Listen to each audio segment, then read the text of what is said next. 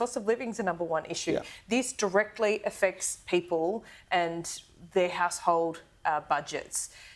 Last night we hear from Michelle Bullock that inflation isn't caused by overseas, not the Ukrainian war, not what's going on in Israel. This is homegrown now. That sounds like a you problem. Trade is important. You know, it is important in terms of jobs. The jobs in firms that are trade exposed provide better wages and better quality jobs than jobs in the rest of the economy. It's absolutely vital for our growth, for good jobs for Australians, and indeed attending to the kind of issues, the long-term structural issues that you're But what I'm trying to say, Tim, and I'm sorry, to. I keep on interrupting you today and I hate that, but we are running out of time. But what I'm trying to say to you is that the government has Michelle Bullock thrown you under the bus here? Because essentially this is a you problem now. There needs to be done more on the fiscal side, whether it's migration, a better skills match-up, or direct support.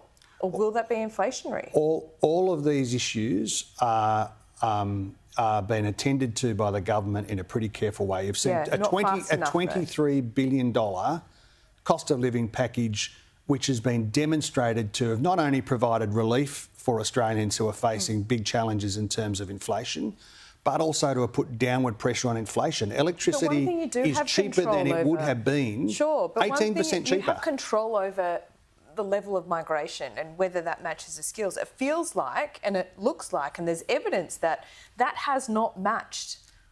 I mean, you've had 500,000 migrants come in the last 12 months, and you still have a massive skills shortage in the construction sector, for example, and a shortage in housing.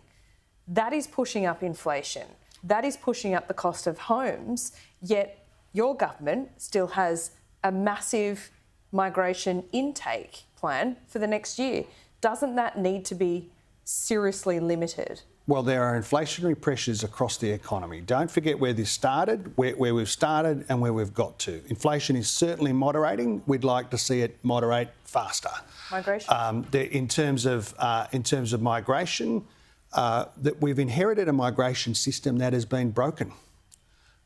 And the government has... there are challenges there in the economy in terms of skill shortages. I fully accept that, but you cannot blame the intake of 500,000 migrants on the previous government. It was squarely the choice of this government, and how you match those skills was in your power. Yes, you needed more migrants to fill those skill shortages, but was the level too high? Too quickly? Well, I don't believe it was too high. I don't believe it was too quick. It does mean that we've got to focus on, in an ongoing way, on making sure the migration settings are right for now, but also in a structural way for the future. We just had the opposition leader in New South Wales saying it is too high. It needs to return to pre-COVID levels, which was about 250,000, if not lower. Well, we've got skill shortages that we've got to attend to. Do you see the point in that argument? And we've got to get homes built. We've got to get houses built. We've got to get infrastructure built. We've got to make sure that we attend to all these issues, for inflation in the short term, but also for making sure we're attending to the big productivity and other challenges for the future. We have had a decade where government's been sitting on its hands and coasting.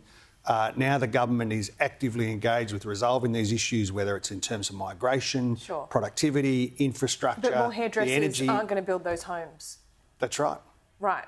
So you're bringing in the wrong skilled workers is my point. We need workers in the areas of the economy where we need to see skills growth or capacity growth. Housing is obviously one of those, but it's not the only one, Laura. Okay. Always good to talk to you, Tim. You too, Laura. See you soon. See you soon.